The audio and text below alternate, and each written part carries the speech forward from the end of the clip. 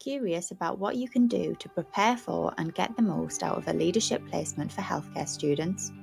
I'm Emma, a student dietitian on placement at the West Yorkshire Allied Health Professionals faculty, and I'll be sharing key tips from students and educators about how to get ready for and make the most out of your student leadership placement. Keep an open mind about going on a leadership placement.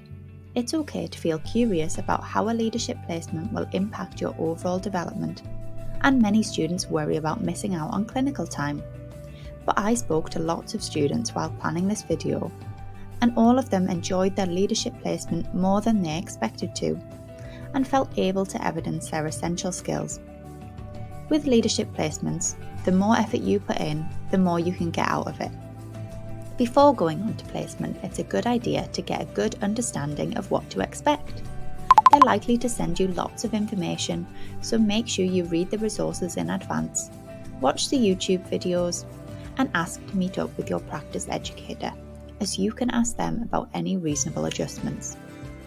It's best to do your own research into what the team are involved in through looking at their organisation's website to show that you're keen to learn. Remember to seek further information about anything you're unsure about, such as events in your timetable or projects you're working on. Don't be afraid to ask your practice educator questions, such as what the meeting will involve or examples of previous student projects. You may be asked to share a learner passport, which helps educators support you effectively. It can include things like your preferred name, pronouns, living situation, support network, and responsibilities.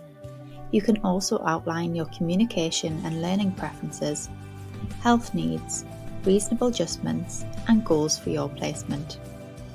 The passport promotes inclusion, psychological safety, and tailor support for a positive, personalised placement experience. Educators may also share their own passports too, helping build a mutual understanding. Often leadership placements can be completed remotely. If this is the case, it's important to have an appropriate area to work from so you feel motivated.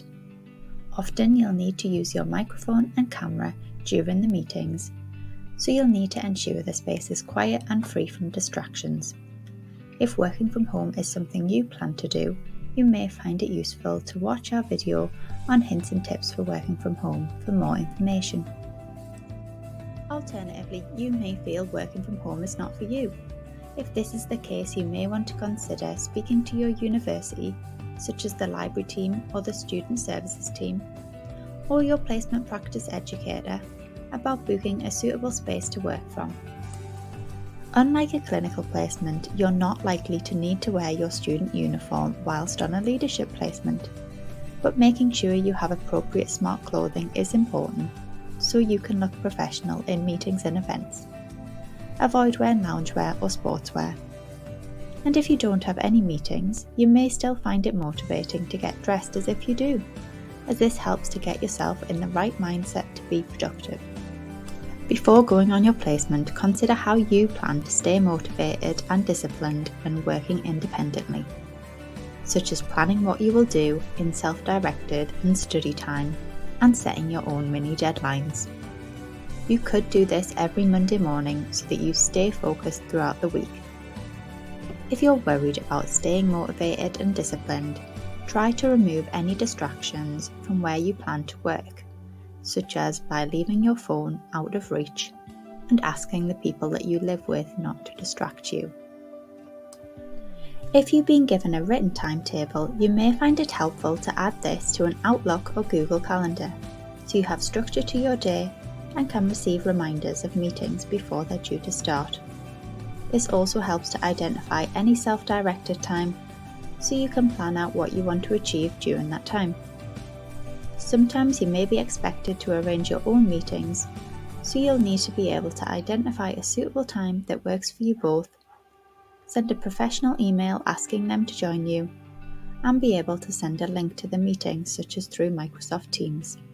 To make the most out of your study time, identify areas you're less confident with.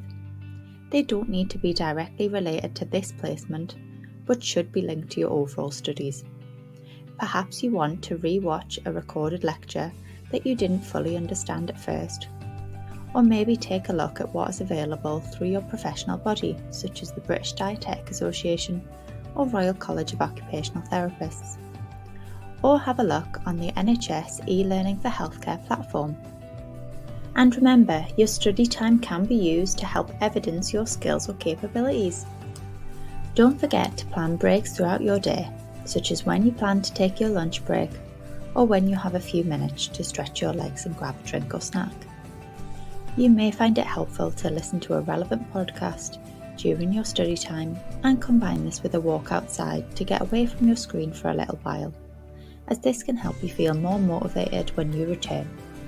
During a placement like this, you're likely to meet lots of new people. It's important to build connections with professionals you meet. They may be your future employers or may recommend you to someone they know. Identify how you plan to keep in touch with professionals and other learners that you meet during and after your placement to support your future. You may find it useful to keep a list of all the people you have met and their contact details, or connect with them on professional platforms like LinkedIn. It's important to ask for feedback to help improve your learning, as it allows you to be more self-aware of how others perceive you and can boost your confidence. You can ask for feedback from all of the professionals you meet, not just your educator. Depending on your course and the evidence you need to collect, sometimes you will have a specific section of paperwork to ask them to complete, but otherwise you can ask for feedback verbally or via email, so you can include this in your evidence wherever you feel it fits best, or use it for your self-development. But remember, feedback works both ways.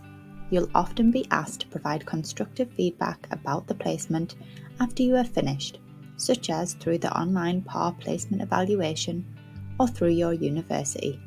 Throughout all placements, it's important to reflect often, but within a leadership placement, you can often have more time to be able to do this in more detail.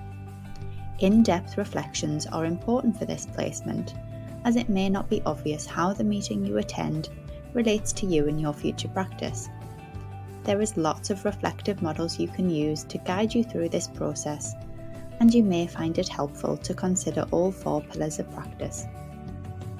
We hope you found this video about how to prepare for and make the most out of a leadership placement for healthcare students helpful. As a student dietitian, I really enjoyed my leadership placement and hope you do too. For more information on student leadership placements, including what they involve and what skills you will learn, check out the other videos in this series.